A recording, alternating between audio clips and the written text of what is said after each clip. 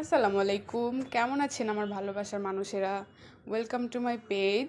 শুভ সকাল সবাইকে। এই যে সকালটা শুরু হয়ে গেছে, আমরা ঘুম থেকে উঠে একটু দেখাচ্ছি যে আমরা কিভাবে রাগ করি, কিভাবে কি করি। আপনারা সবাই আমার পেজটাকে অনেক অনেক অনেক ভালোবাসা দিয়েছেন, থ্যাংক ইউ সো মাচ তাদেরকে। আসলে অনেক ভালো লাগলো দেখে যে অল্প সময়ের ভিতরে। তো এই যে আমরা সকালবেলা উঠে রেডি টেডি হয়ে এখন আমরা যাব বাহিরে মিমিদের বাসায়। তো আমরা রেডি হচ্ছি, ঠোঁটে লিপ জেল দিচ্ছি, কিভাবে দিচ্ছি সেটা। তো যাওয়ার আগে ওর মামা এসছে আমাদের বাসায় গাড়ি রাখার জন্য।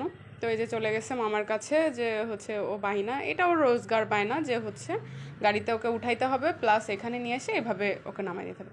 আরও ওঠার জন্য করতেছিল। তো এখন এই যে মামাকে টাটা দিতে বলতেছি, দিবে না।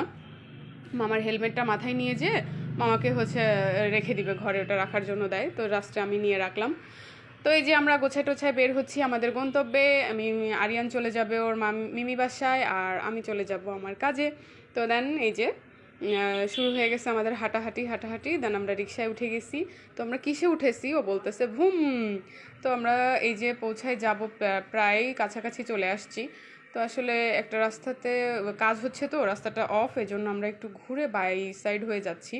তো এই যে এই যে আমরা মিমি বাসার গলিতে ঢুকে পড়লাম। এটা সবারই প্রায় চেনা হয়ে গেছে রাস্তাটা অনেক বেশি, কারণ এই রাস্তায় আমরা রোজ আসা যাওয়া করতেছি, প্রায়ই আসা যাওয়া করতেছি।